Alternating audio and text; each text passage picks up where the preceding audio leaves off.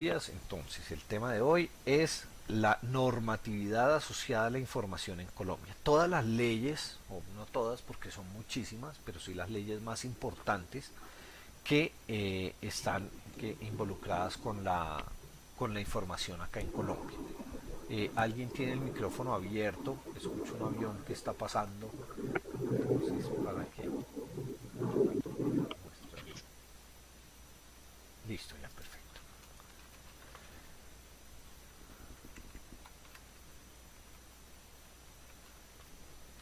Bueno, entonces, para hablar de legislación, pues toca irse donde el papá de los pollitos, que es la Constitución Política de 1991. Entonces, digámoslo, la ley más importante que existe en el país es la Constitución de Colombia.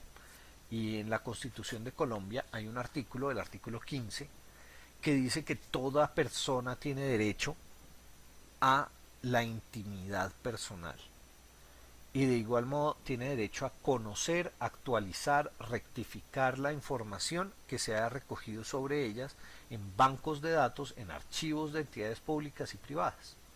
¿Eso qué quiere decir? Que por la Constitución, un derecho constitucional, y eso tiene una importancia muy grande, y es porque ustedes pueden entutelar cualquier violación que ustedes sientan con respecto a los derechos que ustedes tienen de acuerdo con la Constitución. Entonces, digamos que más allá de procesos jurídicos ordinarios, pues vamos a tener tutelas que tienen una connotación particularmente importante cuando hablamos de hacer cumplir este derecho. ¿Sí? Entonces, bueno, este es el más importante de los derechos de la Constitución Política. Derecho a la intimidad personal familiar y a un buen nombre. Y el Estado debe respetarlos y hacerlos respetar. Sin embargo, con la constitución anterior, la de 1900, la de 1810, la primera constitución con la que sobrevivimos tantos años, eh, antes de la constitución del 91, en el 82, eh, se gestó la ley de derechos de autor. ¿Qué decía la ley de derechos de autor? ¿O qué dice la ley de derechos de autor? Porque es del 82 y aún está vigente. Entonces, la ley de derechos de autor dice que cualquier autor que cree una obra, y una obra puede ser una pintura, una escultura, un libro, un software, una música, ¿sí? Esos son obras.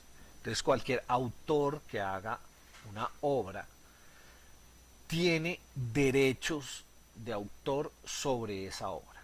Y esos derechos de autor se dividen en dos partes. Unos son los derechos morales y otros son los derechos patrimoniales.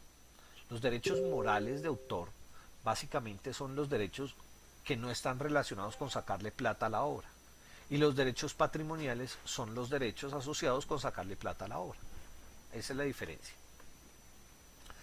¿Qué son los derechos morales? El derecho a la paternidad, a ser reconocido como el autor de la obra, el de la divulgación, el de la integridad, el del arrepentimiento, el del anonimato y el de utilizar un seudónimo. Esos son derechos morales. ¿Sí? Fíjense que no tienen nada que ver con plata. Los derechos patrimoniales es plata. El derecho a reproducir una obra, a comunicar la obra, a distribuir la obra, traducirla, adaptarla o transformarla. ¿Sí? Entonces, eh, por ejemplo, cuando se utiliza Betty la Fea, que es una obra colombiana con derechos de autor colombianos, en Estados Unidos para hacer Ugly Betty. Eso fue una adaptación que hicieron de Betty la Fea en Estados Unidos y pues como Betty la Fea tiene derechos patrimoniales, pues que pertenecen a RCN, entonces los gringos que hicieron Ugly Betty le pagaron a RCN, ¿sí? Esos derechos patrimoniales. ¿Cuáles son las características de esos derechos morales? Pues primero que son perpetuos. La quinta sinfonía de Beethoven es de Beethoven, ¿sí? Y nunca va a dejar de ser de Beethoven, ¿no? Que es que Beethoven murió hace muchos años, no importa. Es perpetuo, los derechos de autor son perpetuos. Perdón, voy a quitar una campanita que me está por acá sonando.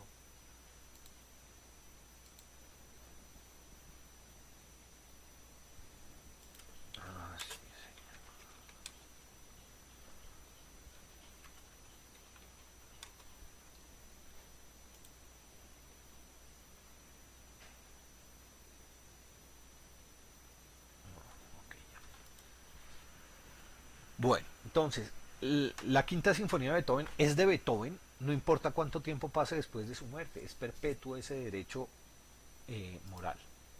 No se pueden vender, pero siguen poniéndome campanitas. ¿Dónde están las campanitas? Ah, ya. Listo. Son inalienables. Yo no puedo vender mi derecho a la paternidad de una obra. ¿Sí? Entonces, cuando ustedes van allá abajo del túnel y les ofrecen que le vendo el proyecto de introducción a la programación, yo lo hago y usted dice que usted lo hizo. ¿Sí? O sea, yo le vendo mi derecho moral a la paternidad, no lo puede vender. ¿Sí? Entonces, si la persona de allá les hizo el proyecto, tienen ustedes que dar los derechos de la paternidad a esa persona.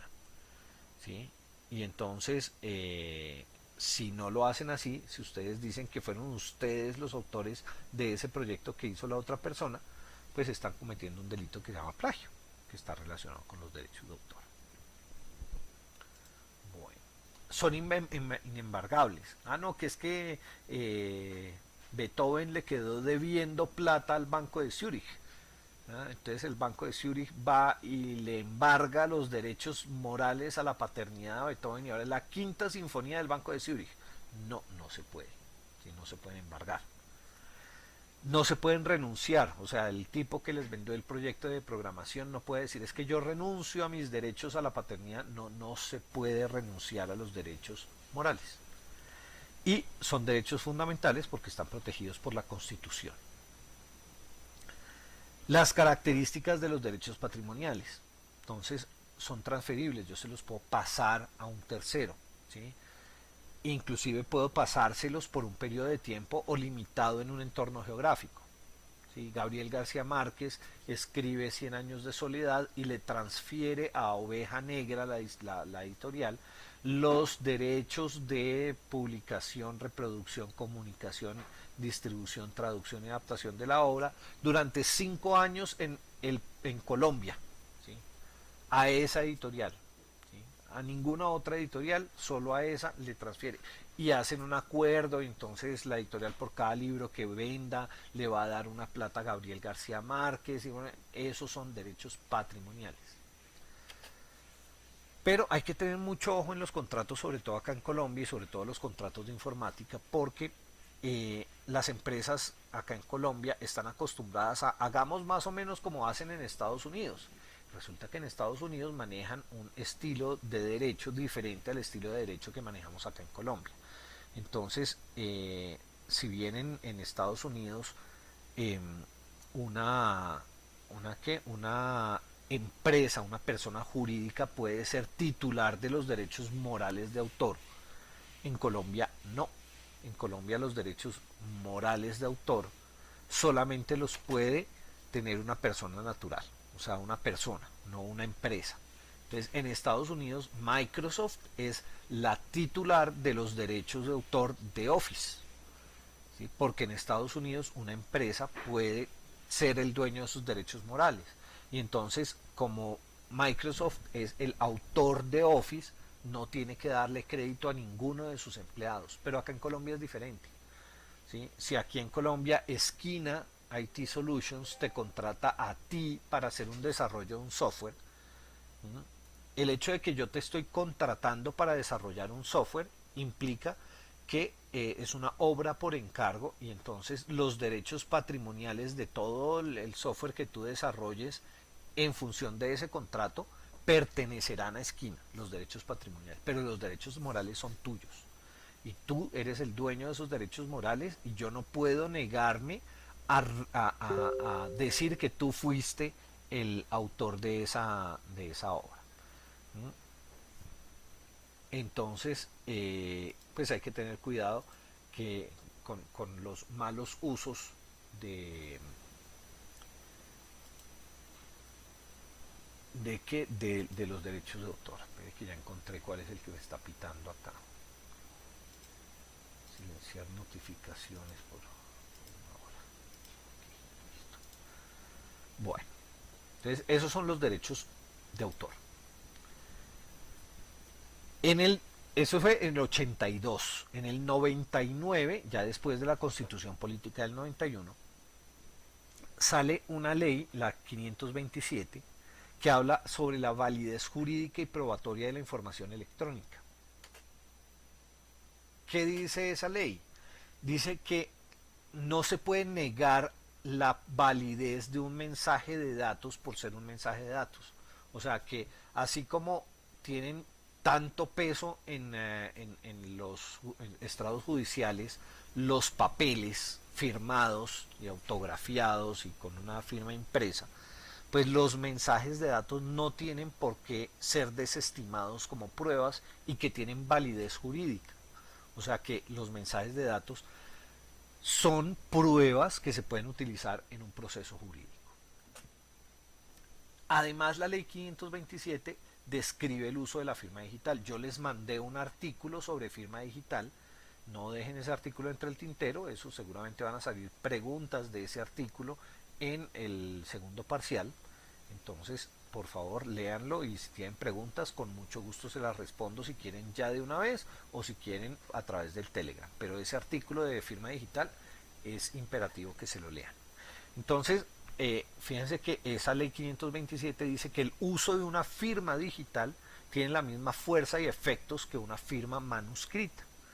¿Sí? Entonces ya el hecho de que yo tenga la información en papel o en datos es exactamente igual. Bueno, definiciones. Entonces, en la ley se define qué es un mensaje de datos. ¿Sí? Y dice que cuando una norma o cuando cualquier ley exija que conste por escrito, se puede hacer por un mensaje de datos y eso significa por escrito. Eh, Se define qué es el comercio electrónico, se define qué es una firma digital. Y fíjense que cuando habla de una firma digital, entonces ya claro, el mensaje de datos no es cualquier mensaje de datos, porque un mensaje de datos pues puede estar falsificado, puede estar manipulado, puede estar tergiversado, no sé, puede aplicarse una cantidad de vicios al mensaje de datos. Entonces, para garantizar que ese mensaje de datos es el mensaje de datos original, entonces la ley define que se tiene en cuenta la firma digital de acuerdo a como yo se los expliqué en ese documento, ¿sí? Que se entiende como un valor numérico que se adhiere a un mensaje de datos y utilizando un proceso matemático conocido garantiza que el mensaje inicial no ha sido modificado después de haberlo transformado, después de haber hecho la transformación, de añadirle ese valor numérico. Entonces, fíjense que ya la ley 527 dice, existen los mensajes de datos que valen tanto como los escritos y si tienen una firma digital se puede constatar que ese mensaje de datos es un mensaje de datos válido. Adicionalmente dice que la ONAC, que es el Organismo Nacional de Acreditación en Colombia, es la organización encargada de acreditar las entidades de certificación, o sea, cualquier empresa que quiera hacer una notaría electrónica que autoriza las firmas digitales, ¿sí? O que reconoce, o que sí, es como una notaría digital, eh, tiene que estar autorizada por la ONAC. Entonces, ahí esa ONAC tiene ese directorio de acreditación buscador y en esa página ustedes pueden encontrar todas las instituciones en Colombia que pueden certificar su firma digital y que ustedes pueden tener la firma digital registrada con ellos. Bueno, esa ley también define los sistemas de información. Bueno, ¿qué otra cosa dice esa ley? Dice que un original es un documento, un mensaje de datos en donde existe alguna garantía confiable de que se ha conservado la integridad del documento. Entonces ahí entran todos los mecanismos de cifrado, de hash, de firmas electrónicas para tener esas garantías confiables de que se ha conservado la integridad. Esa ley describe los criterios para valorar probatoriamente un documento, un mensaje de datos electrónico. Entonces ahí habla de la cadena de custodia, cómo se debe cuidar un dato para que probatoriamente tenga efectos, para que tenga validez probatoria. La ley especifica cómo se deben conservar los mensajes y los documentos que van a ser utilizados como pruebas en un proceso jurídico, y fue una ley que se hizo con miras a proteger todo lo que son mensajes por fax o por Electronic Document Interchange, que es lo que utilizan en la cadena de logística para hacer pues las transacciones, pero hoy en día se utiliza indistintamente para las TICs. Bueno, eso fue 99, validez probatoria de los mensajes de datos. Al siguiente año, en el 2000, sale la ley 594, que es la ley general de archivos. Entonces, ¿qué dice la ley general de archivos?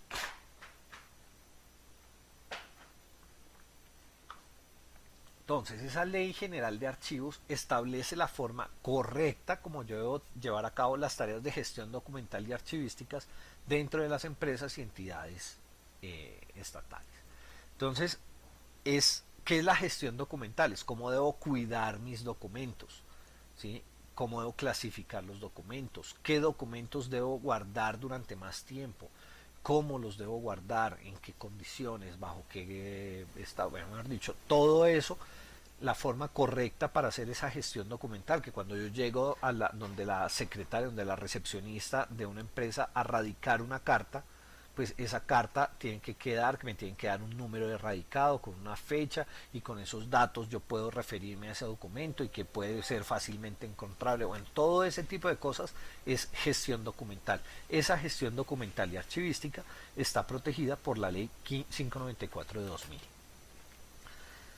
Está orientada para garantizar transparencia, organización, uso óptimo de la información, indica cómo guardar la información, durante cuánto tiempo guardarla, cómo destruirla, quién es el responsable de esa información y durante cuánto tiempo es responsable. Esa es la Ley General de Archivos. Bueno, pasamos ya del 2000 al 2008. Entonces, en el 2008 Colombia se enfrentaba a un panorama en donde a una persona la podían reportar en entidades financieras, entidades de riesgo financiero. ¿Sí? Me imagino que ustedes conocerán de quién estamos hablando. Y estas entidades, estas centrales de riesgo financiero, tenían información de las personas, y cuando yo iba a un banco a pedir plata, el banco eh, le pedía mi informe de riesgo crediticio a esa entidad o a ese tipo de entidades. Ese tipo de entidades le entregaban el reporte al banco, el banco miraba y pues lo que dijera esa entidad era palabra de Dios. Y si la entidad decía que yo tenía una deuda que no había pagado, pues el banco no me prestaba la plata, porque esa entidad estaba diciendo que yo tenía una deuda, y resulta que yo esa deuda ya la había pagado. Y para hacer que esa entidad, que está esa central de riesgo, actualizara mis datos, era un parto y era muy difícil lograr que mi información estuviera al día. Entonces, sale esta ley 266 de 2008, habeas data financiera y seguridad de datos personales, en donde se regula el manejo de esa información, donde dice: señores de centrales de riesgo, ustedes no pueden manejar la información como quieran, porque la Constitución del 91 garantiza pues que las personas tienen derecho a su intimidad y a la veracidad de la información que se comparte, y yo tengo que hacerla respetar. Entonces, esta ley lo que va a hacer es regular el manejo de la información contenida en bases de datos personales, en especial la financiera, crediticia, comercial y de servicios. Entonces, ¿qué dice? Que cualquier persona puede ir a estas entidades de riesgo crediticio y solicitar y obtener la información que existe sobre mí. Entonces yo puedo ir y decirle: señores, me dan el favor, me dicen cuál es la información que están publicando de mí, cuál es la información que le están dando a los bancos. Y en caso en que yo encuentre que esa información errada o que está incorrecta, pues yo puedo solicitar que la eliminen o que la corrigen, ¿sí? O que la actualicen. Y determina los tiempos en los cuales la central de riesgos debe hacer esa actualización. ¿Sí? No puede tenerla, a mí no me puede tener en espera por mucho tiempo, sino tiene unos tiempos exactos, que son de días. O sea, ni siquiera estamos hablando de meses, estamos hablando de días en que la central de riesgos debe responder y debe actualizar mi información, si no se meten en unos problemas berracos, multas, sanciones y una cantidad de cosas. Bueno, en el 2009 nace la Ley de Delitos Electrónicos que pone a Colombia como pionero en esto. Entonces, básicamente, la Ley de Delitos Electrónicos fue una de las leyes mejores redactadas que se ha tenido y que ha sido un modelo a nivel internacional de este tipo de leyes. Básicamente, es una adición al código, al título octavo del Código Penal colombiano, y crea un nuevo bien jurídico. Entonces dice que hay información y datos ya son un bien jurídico, ¿sí? Entonces ya yo puedo tener procesos legales indicando que me hicieron un daño a un bien que es mi información. Antes la información no era un bien, los datos no eran un bien. A partir de la ley 1273 ya la información y los datos son un bien que está protegido por esa ley. Y además habla de la preservación integral de los sistemas de TIC que se estén utilizando en las empresas. Bueno, básicamente, ¿cuáles son los delitos que tipifica? Y los tipifica en dos capítulos. El primer capítulo habla de acceso abusivo a un sistema informático, o sea, meterme sin permiso a un sistema informático, a utilizar la información, a conocer la información, a manipular la información. Acceso abusivo. Obstaculización ilegítima de sistema informático o red de comunicación. O sea, un denial of service, un bloqueo de servicios, una desconexión, todo eso tiene que ver con obstaculizar ilegítimamente un sistema informático o una red de telecomunicaciones. La interceptación de datos informáticos, las chuzadas básicamente, escuchar conversaciones, escuchar, leer correos electrónicos de otra persona, interceptar la comunicación, dañar la información, o sea, manipular la información, hacer daños a la información, utilizar software malicioso. ¿Sí? El uso de malware es un delito que está contemplado por la ley 273 de 2009. La violación de datos personales en todas sus formas. La suplantación de sitios web para capturar datos personales, ahí está clarísimo, phishing. Y esos son los delitos contemplados por el capítulo 1. Acceso abusivo a un sistema informático, obstaculización del sistema, interceptación de datos, daños a los datos, uso de software malicioso, violación de datos personales y suplantación de sitios web para capturar datos personales. Eso está en el capítulo 1 de la ley. El capítulo de la 2 habla de hurto por medios informáticos y semejantes y de transferencia no consentida de activos. Eso entonces está en el capítulo 2 de esa ley, esos dos. Las penas. Entonces, las penas son diferentes para los del capítulo 2 y la interceptación de datos informáticos. ¿Sí? O sea, los que están amarillo abajo y el que está en la esquina superior derecha tienen unas penas diferentes. El resto tienen la misma pena. ¿Cuál es? 4 a 8 años de prisión. ¿Sí? Estamos hablando que son delitos penales, no son civiles. O sea, no es que te van a demandar, no es que te va a tocar pagar una plata, no es que te va a tocar reparar un daño, sino que te vas para la cárcel. Y además de 100 a 1000 salarios mínimos legales mensuales vigentes. En este momento el salario mínimo legal mensual vigente se parece a 1 millón de pesos. Entonces estamos hablando de 100 a 1000 millones de pesos de multas por haber cometido alguno de esos. Las estrellitas no son de decoración, las estrellitas significa que son de 4 a 8 años y de 100 millones a 1000 millones de pesos, a menos de que constituya un delito más grave. Si es un delito más grave, entonces se aplica también la pena del delito más grave. Entonces, para estos 6 delitos, penas de 4 a 8 y 100 millones a 1000 millones de pesos. Para los otros, los que no estaban contemplados, interceptación de datos informáticos, hurto y transferencia, ya se toman unas decisiones diferentes. Entonces, ¿cuáles son las diferentes? Interceptación de datos informáticos de 3 a 6 años. O sea, es un poquito más leve la pena que la otra. Y tiene un impacto bien importante, y es, resulta que 8 años significa que si tú haces acuerdos con la fiscalía, te declaras culpable, te entregas, bueno, haces una cantidad de cosas, entonces ya no son 8 años, sino se reduce hasta la mitad de la pena, entonces son 4 años, y 4 años son excarcelables, o puedes hacerlos en casa por cárcel, tal. Entonces, pues el que sea 4 años o menos, pues tiene una implicación importante. ¿Sí? Entonces, estos que son de 3 a 6 años, pues significa que pueden ser delitos excarcelables. Entonces, interceptación de datos informáticos, pues no es tan grave como los otros. Pero el hurto por medios informáticos y semejantes es más grave. Ya no es de 4 a 8, sino es de 6 a 16 años hacer robo por medios informáticos.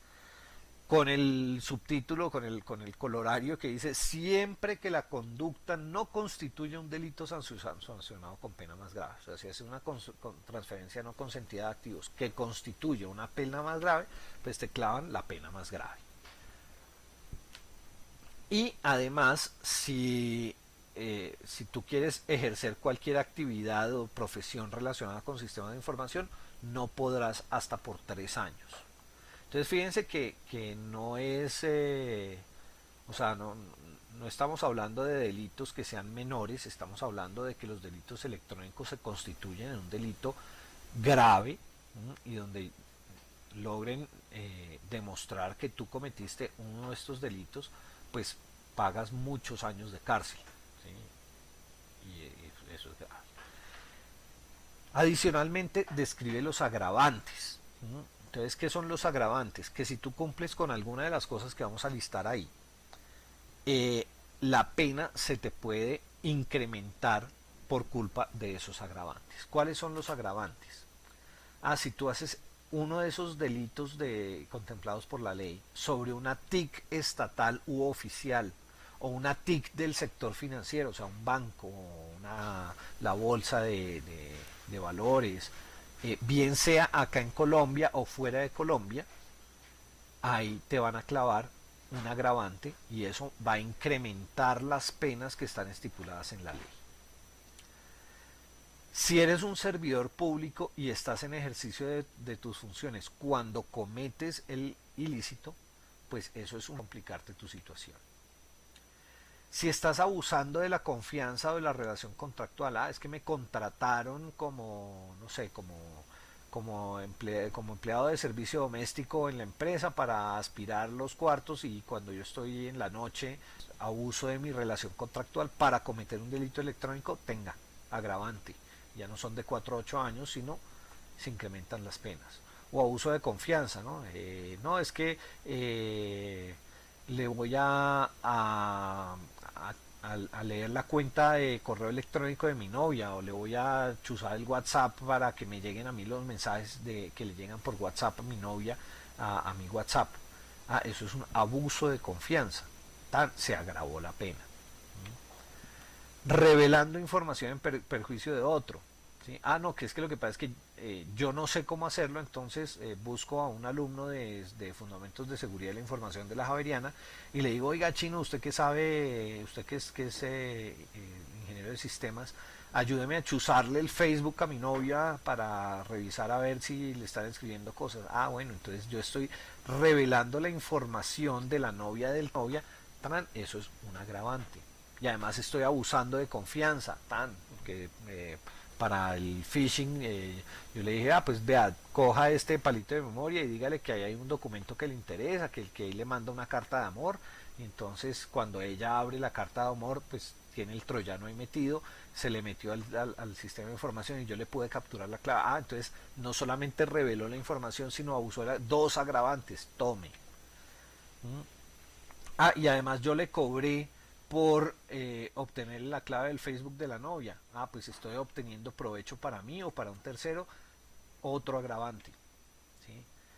Que resulta que el novio de la niña que estaba buscando la información resulta que no era sino un reinsertado o era un tipo de las milicias urbanas del ELN. Entonces eso constituyó fines terroristas, ¿sí? Entonces, como es con fines terroristas, entonces cuarto agravante que te está metiendo ahí. ¿Mm? Y bueno, si genera riesgo a la ciberdefensa nacional, pues también grave. Si utilizas un tercero de buena fe, no, que es que le di el palito de memoria a la novia de mi amiga para que viera la cosa en el computador de mi amiga, y entonces la mamá inocentemente fue y metió el palito de memoria con el malware pensando que yo le había entregado la tarjeta de amor que le había ofrecido. Ahí estoy utilizando un tercero de buena fe, y todos esos son cosas que agravan mi situación como delincuente. Bueno, si además el que incurre en las consultas es el responsable de la administración o manejo control de la información, no, es que lo que pasa es que para hacer este delito entonces fui donde el director de un operario de, de los sistemas de información de la universidad, me fui al, al DTI de la universidad, y yo conozco allá a alguien, entonces le dije, bueno, pues ese tipo, como es un responsable de la administración, manejo, control de la información en la universidad y está cometiendo el ilícito, pues es un agravante que le complica la situación. Entonces fíjense que, como yo les dije en la charla de el software libre, no es mamando gallo. O sea, cualquier cosa que ustedes hagan para manipular información que constituya un delito electrónico, pues los puede llevar a la cárcel durante mucho tiempo. Entonces, pues sean muy cuidadosos. Si hacen un hacking ético, es decir, que alguien los contrata para que ustedes mejoren los sistemas de seguridad, tengan una autorización por escrito, en donde la persona les dice, yo soy el dueño de ese activo informático y lo autorizo para que usted se meta y haga las pruebas de seguridad que sean necesarias, y ténganlo por escrito y guarden eso como oro en polvo, porque si no tienen ustedes esa demostración, pues los pueden meter a ustedes a la cárcel durante mucho tiempo, porque no se protegieron a ustedes mismos. Entonces, uno tiene que conocer la ley, pues, para saber cómo encochinar al delincuente y cómo protegerse a ustedes. Bueno, pasamos del 2009, la ley de delitos electrónicos, al 2012. Entonces, en el 2012 nace la ley 1581 de la protección de datos personales, en donde, pues, a partir de esa ley, eh, pues se garantiza que todas las empresas públicas o privadas que capturen información de las personas tienen que proteger esos datos, ¿no? Y básicamente esa ley tiene unos principios. Entonces, ¿cuáles son los principios que enumera esa ley? Entonces, primero, que si yo voy a tratar datos, ¿qué es tratar datos? Tratar datos es capturarlos, almacenarlos, modificarlos, borrarlos, todo eso es tratamiento de datos. Ay, qué pena otra vez.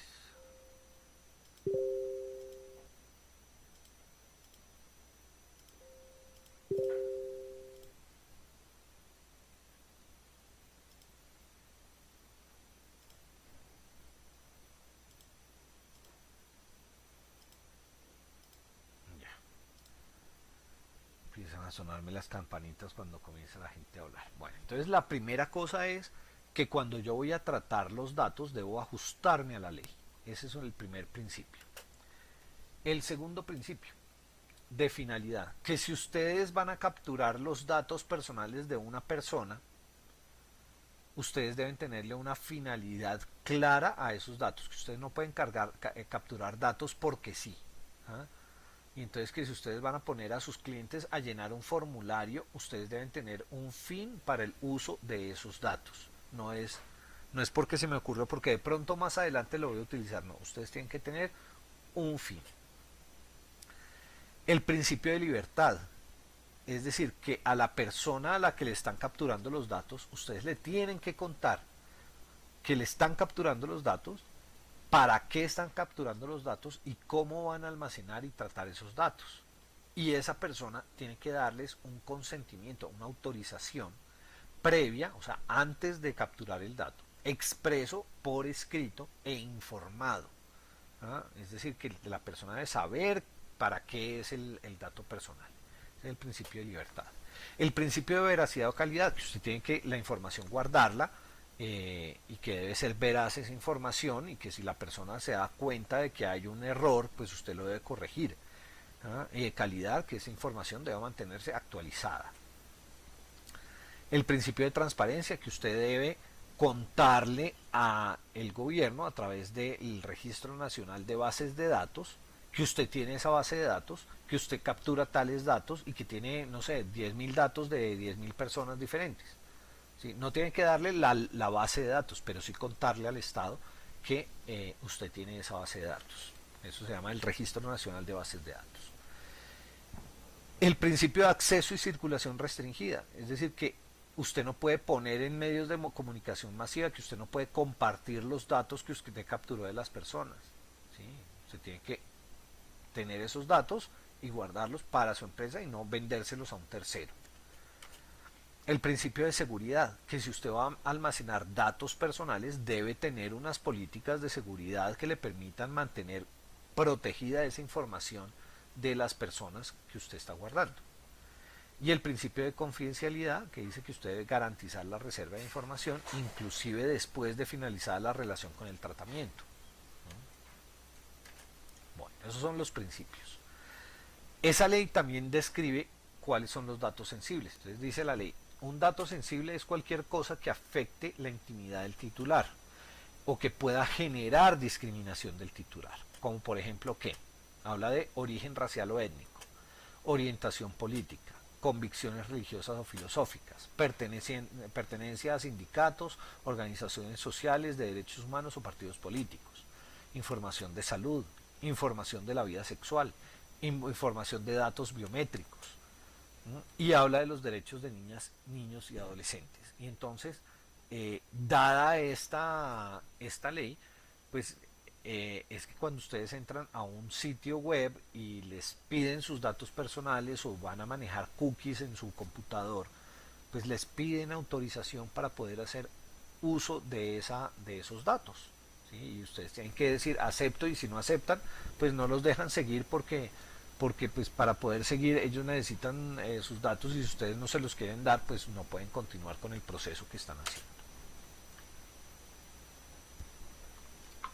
Les hablé que el principio de transparencia hablaba de que ustedes tienen que registrar, o sea, que cada empresa debe registrar en el Registro Nacional de Bases de Datos, que lo maneja la Superintendencia de Industria y Comercio, el nombre de todas las bases de datos que está manejando, cuáles datos personales se capturan, en dónde están ubicados, si es físico o digital y cuál es la cantidad de registros que están almacenados ahí. Entonces todo eso usted lo tiene que reportar a la Superintendencia de Industria y Comercio, ¿sí? Para garantizar la transparencia. Y el problema es que muchas empresas no saben ni siquiera qué bases de datos tienen. ¿Sí? La minuta que maneja el celador en la empresa, en la puerta de la empresa, eso es una base de datos y tiene que estar protegida. Miércoles 9:46, toca correr. Bueno, ahora, ¿qué pasa con el cruce de normas? Entonces, resulta que como empresa yo debo proteger los datos personales. ¿Sí? Entonces, yo como CISO debo garantizar que la empresa está protegiendo los datos personales. Pero resulta que yo como CISO no me di cuenta que la gente de recursos humanos montó el sistema de gestión de seguridad y salud en el trabajo. Y ese SGSST indica que yo como empresa soy responsable sobre un visitante que entra. Entonces que cuando entra una empresa yo tengo que registrar el visitante y tengo que anotar el nombre de la persona, cuál es la RL en la que está inscrito, cuál es la persona de contacto, el teléfono de la persona de contacto, y todo eso queda anotado en una minuta en papel. Y si yo tengo procesos independientes entre la seguridad de la información y el sistema de gestión de seguridad y salud en el trabajo, pues entonces pues voy a hacer una rueda suelta de la organización y voy a tener que llega la superintendencia o llega la fiscalía y dice, bueno, ¿en dónde está el registro de esta base de datos? No, no tengo registro. Ayuca, entonces multas, sanciones. ¿Por qué? Porque usted nunca registró esa minuta. Ah, pero es que eso lo maneja es el sistema de gestión y seguridad de salud en el trabajo y no la parte de seguridad informática. Y ese es su problema. Ese no es problema de la fiscalía. Tome su multa. Entonces, la seguridad de la información debe estar pendiente de los otros procesos y no debe ser una rueda suelta en la organización.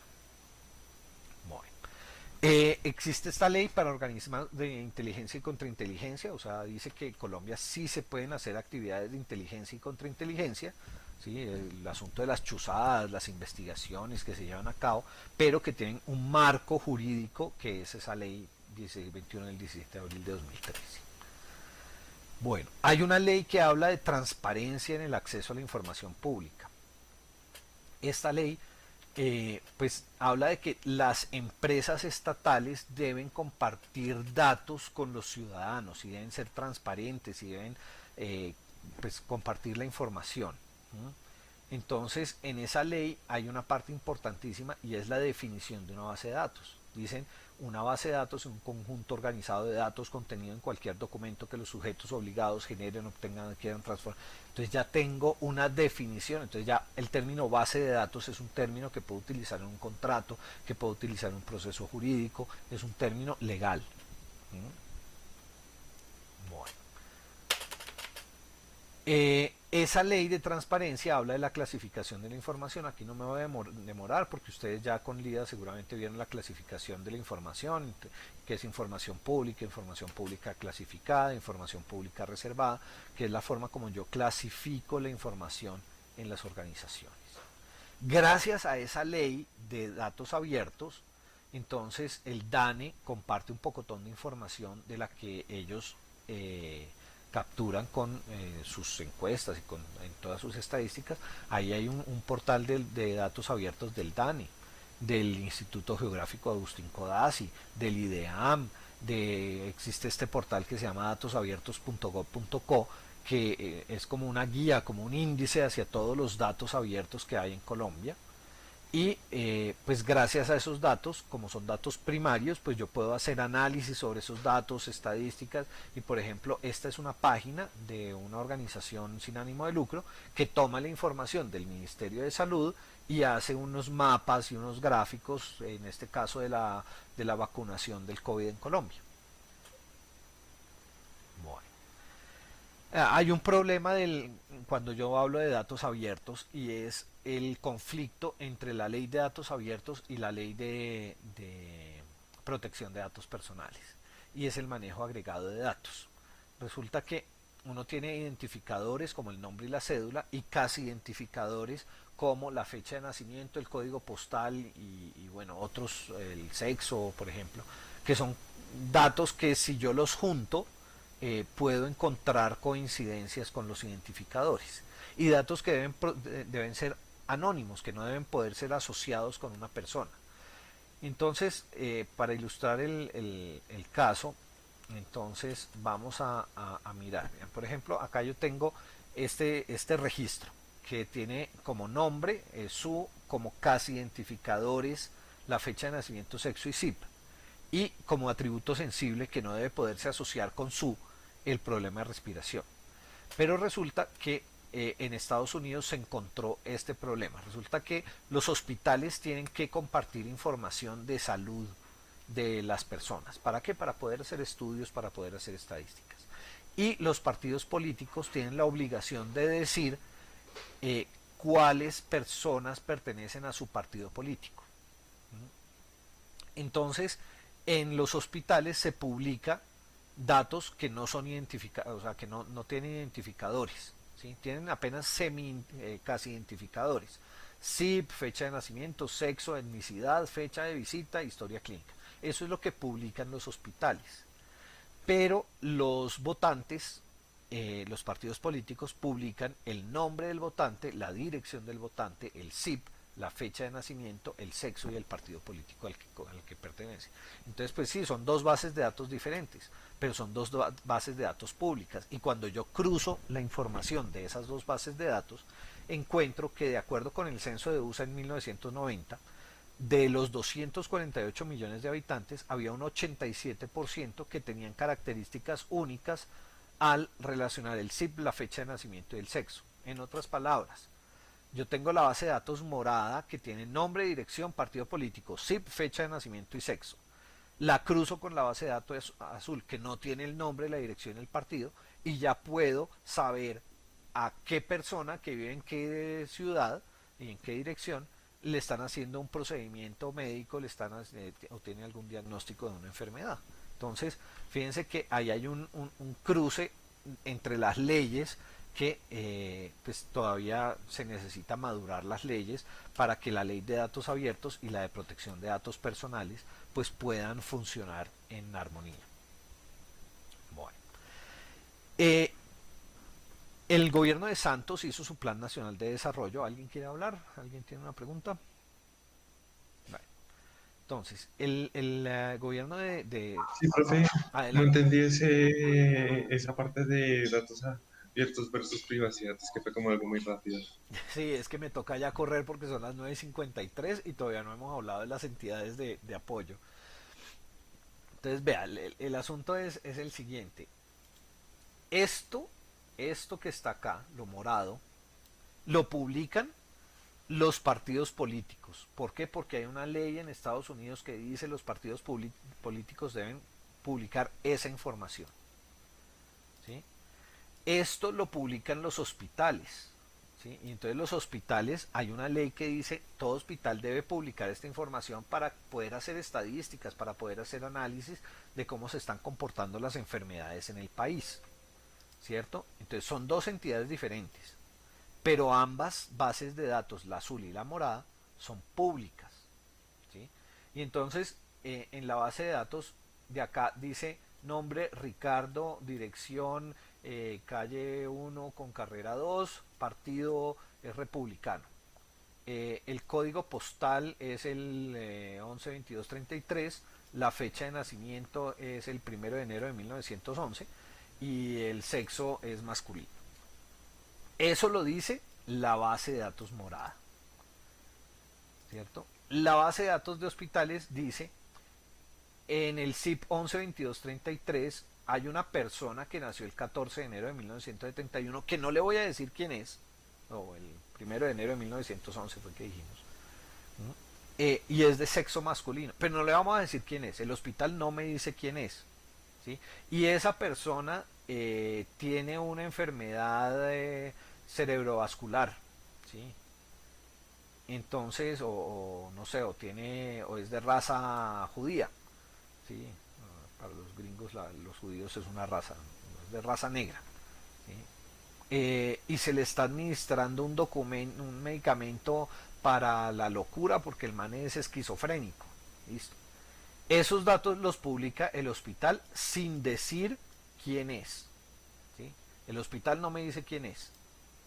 Pero cuando yo cruzo las dos bases de datos, pues resulta que digo, bueno, a ver, miremos a ver cuántas personas viven en este código postal que nacieron el 1 de enero de 1911 y que son masculinas.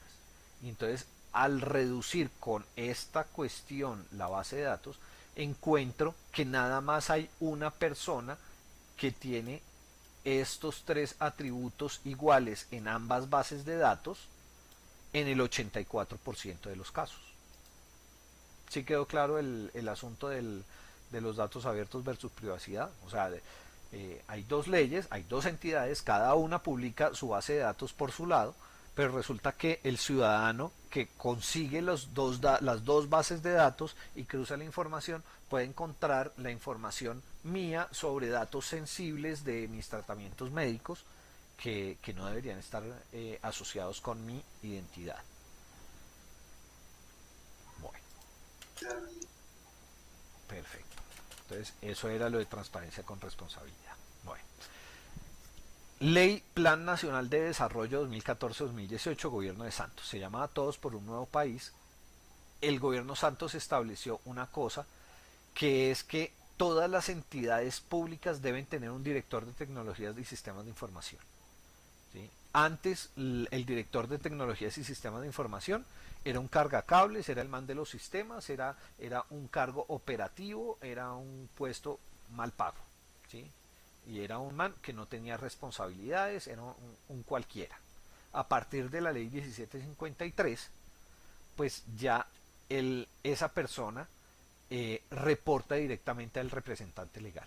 Ya no es un operario por allá perdido entre los cables, en un hueco, en un sótano, sino ahora es el director que reporta directamente al representante legal de la entidad, ¿sí? Por esa ley.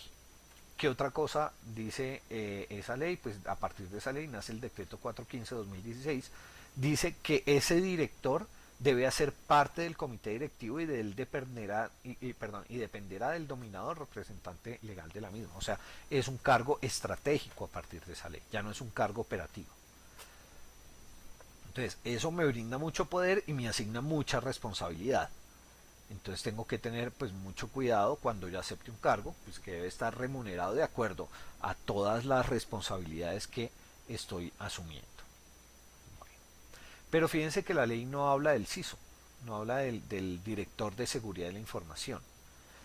¿Cómo debe organizarse el CISO?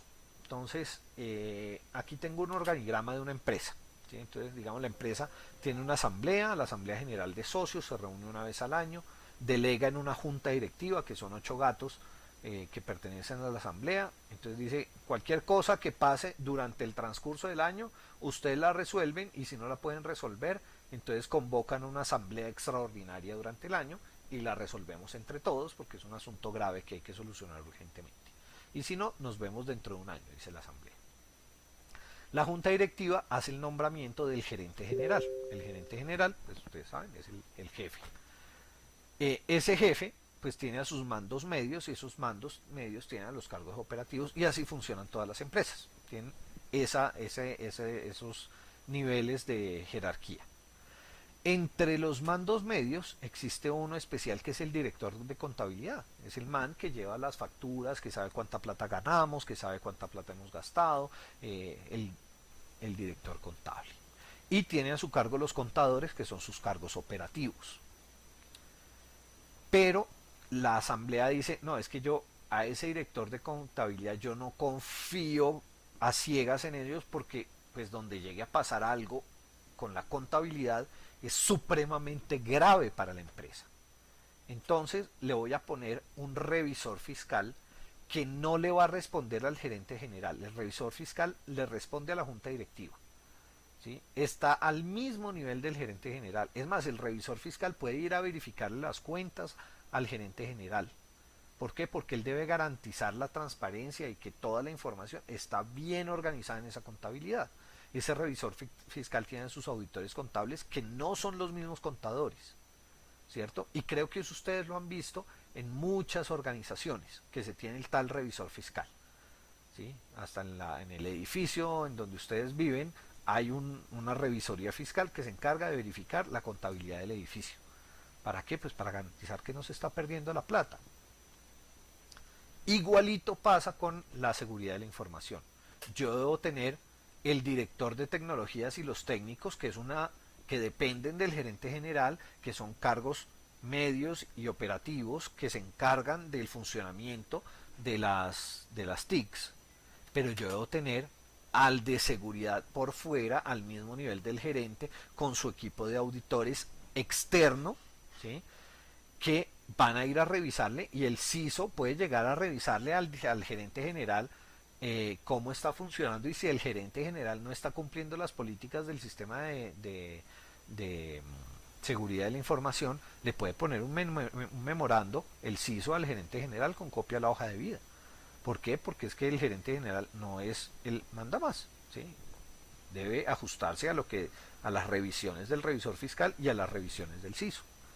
Entonces, fíjense pues cómo debería estar organizado el CISO. Sin embargo, la ley todavía no habla de el CISO, simplemente habla del director de tecnologías de la información y comunicaciones, y ese depende del representante legal o el gerente general. Nace el COMPES 3701 de 2011. Ese pues habla acerca del COLCERT, del Comando Conjunto Cibernético y el Centro Cibernético Policial, del que vamos a hablar en la siguiente charla. Habla del Comando Conjunto Cibernético. Eh, Habla de que la Presidencia de la República delega en el MINTIC la coordinación del COLCERT, el Comando Conjunto Cibernético y el CAI Virtual de la Policía, y coordina eso con la Fiscalía y con el CECIR de Gobierno. Ya vamos a ver qué significan todas esas cosas. Bueno, otra cosa que dice el COMPES 3854 es que hay una política nacional de seguridad digital que está enfocada en gestión de riesgos, y por eso es que durante este curso les hemos hablado tanto de que la seguridad es un proceso, y que es un proceso que se debe gestionar para protegernos de los riesgos que existen, de las amenazas, de las vulnerabilidades que tenemos. Entonces busca generar confianza, establece el concepto de seguridad digital, identifica los ejes de acción de fortalecer, consolidar el COLCERT. Y ese Plan Nacional de Desarrollo habla de, el de Santos habla del gobierno en línea, pero ese gobierno en línea fue madurando hasta convertirse en una cosa que hoy en día se llama el gobierno digital de Duque.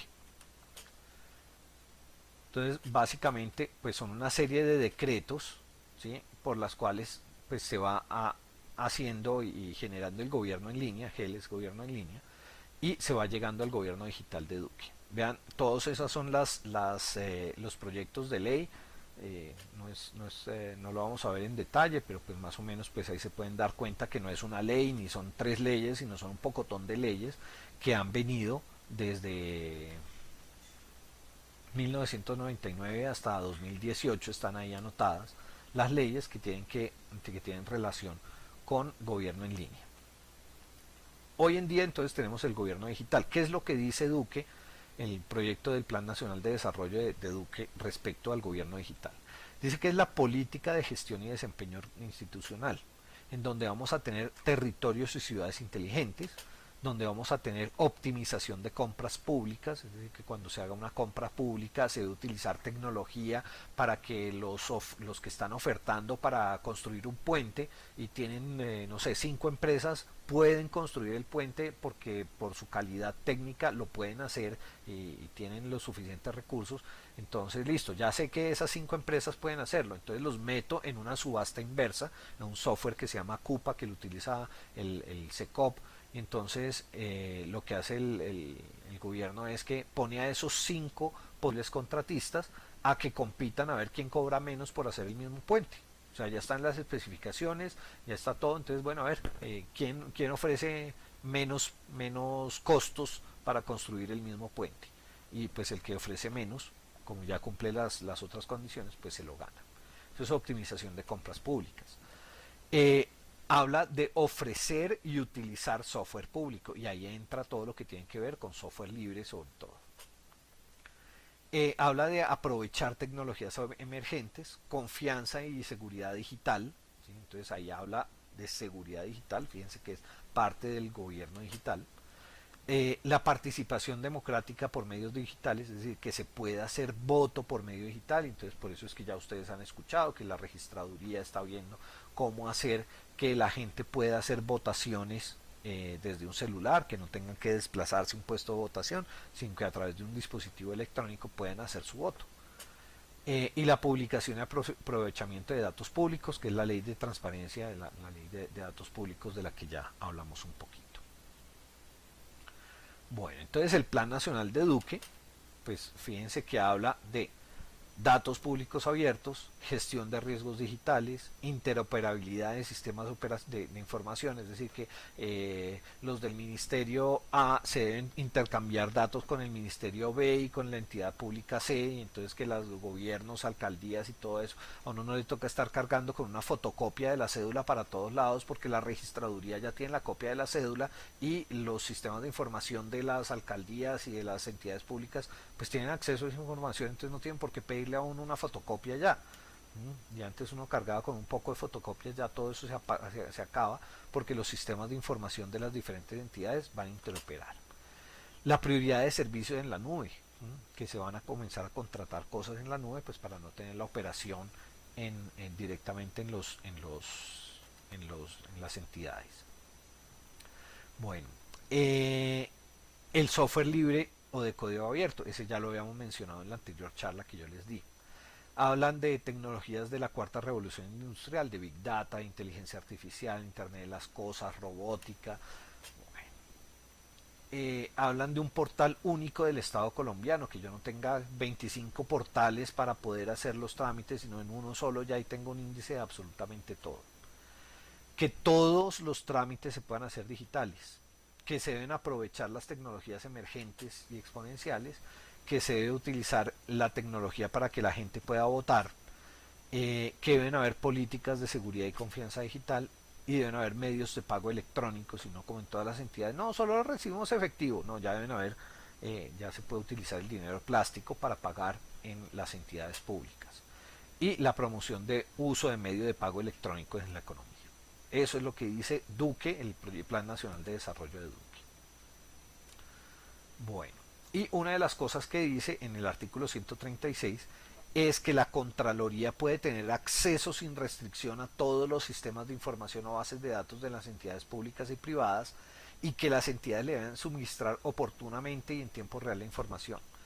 ¿Por qué existe ese artículo? Resulta que cuando fue Interbolsa, no sé si fue Interbolsa o Reficar, escándalo, problemas, yo no sé qué cosa, entonces llega la Contraloría y dice, necesito toda la información de Reficar, digamos que fue Reficar, necesito toda la información, y los de Reficar le dijeron, sí señor, ya se la mando. Al otro día tenían una tractomula llena de fotocopias. Ahí está la información. ¿Sí?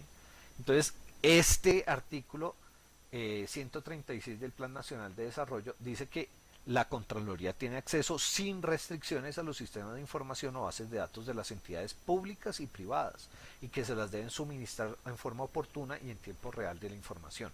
O sea, ya no más camionados de fotocopias, que pues era un estorbo bien grande para la efectividad de la Contraloría en recuperar la plata que se haya perdido.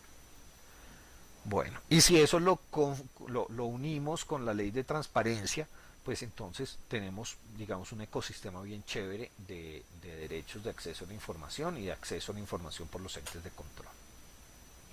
Bueno, aparte de eso, Colombia está adscrito al convenio de Budapest. Ese convenio de Budapest es un estándar mundial contra la ciberdelincuencia que trata de que los diferentes países armonicen las leyes para que las leyes sean parecidas, y entonces un ciberdelincuente que capturen en un lado, que cometa un delito desde uno de los países que está en el acuerdo de Budapest, en el convenio de Budapest, pues se pueda judicializar por otro estado. Entonces se armonizan las leyes. Se mejoran las técnicas de investigación, bueno, como los delitos son similares, pues las técnicas de investigación pues se vuelven similares y se pueden compartir de mejor forma entre estados. Se aumenta la cooperación, no solamente entre estados, sino también entre los estados y el sector privado. Y pues digamos que el objetivo de ese convenio de Budapest es detectar y perseguir internacionalmente al delincuente. Bueno. Ya estos son cosas adicionales, ya se los dejo de tarea para que lo revisen cuando les envíe la presentación. ¿Qué preguntas les quedan antes de seguir con el siguiente tema?